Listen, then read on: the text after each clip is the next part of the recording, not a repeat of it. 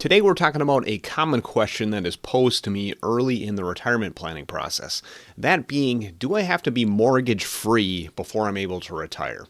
So that's what we're chatting about today. Let's jump into it. Now, just to cut right to the heart of the question, the short answer is no, of course not. You do not have to be mortgage free in order to retire, but obviously it depends on your individual circumstances. The numbers have to work. But the reason I wanted to do this video is I think there's some intuitiveness to this question.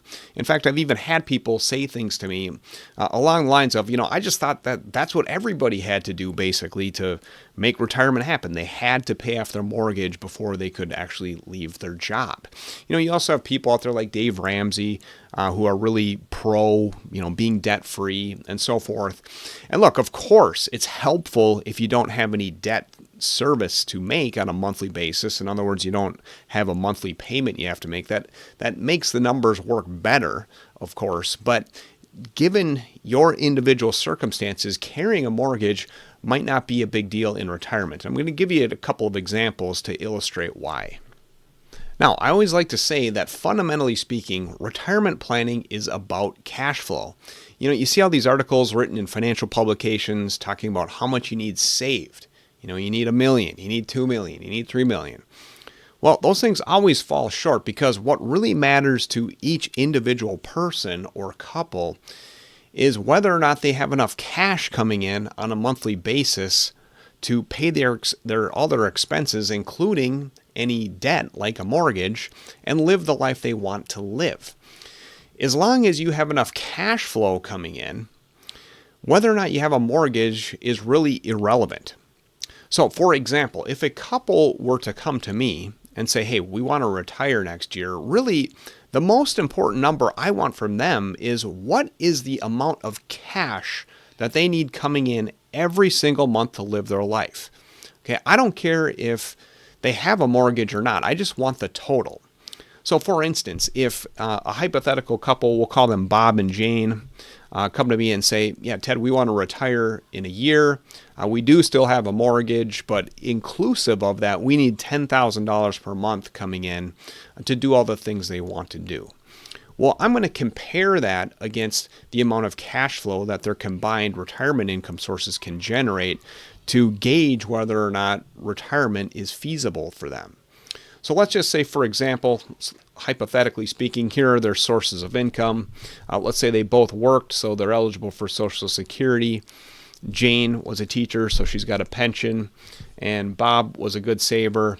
And we've determined that he can conservatively withdraw about $5,000 per month from his retirement savings, and it'll last the rest of their combined lives. Well, in this scenario, this hypothetical here, we're looking at in excess of $13,000 per month pre-tax. Throw an estimate in for income taxes. We're generating in excess of $11,000 per month on a net after-tax basis. Now, remember what I said previously. Bob and Jane, they have a mortgage. They said, maybe I can't remember what number I use now, but let's just say their mortgage was $2,000 per month. But inclusive of that, their total cash flow need that they're articulated to me was $10,000. Well, I don't really care that they have a mortgage. It makes no difference to me as long as their monthly cash burn rate is under this $11,220. Okay, so the most important thing when it comes to cash or retirement planning is cash flow. Whether or not you have a mortgage does not matter. What matters is whether or not your sources of retirement income can support all of your cash flow needs. All right, the last thing I want to share with you today is I counted up the total number of clients that I have that are completely retired and figured out what percentage of them still have a mortgage. And the percentage was 40%. Now, I don't know if that extrapolates out across the United States amongst all retirees, but my point is 40% is a pretty significant number.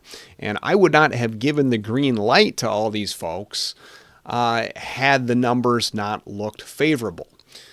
Again, as we talked about, it doesn't matter really whether or not you have a mortgage or any debt. What ultimately matters is you have enough cash flow from your combined retirement income sources to cover all of your living expenses, including debt. As long as you're living the ideal retirement, that's ultimately what matters. Look, I think this one is such a common question, so I had to hit on it today. I hope it was helpful. As always, we'll see you on the next one.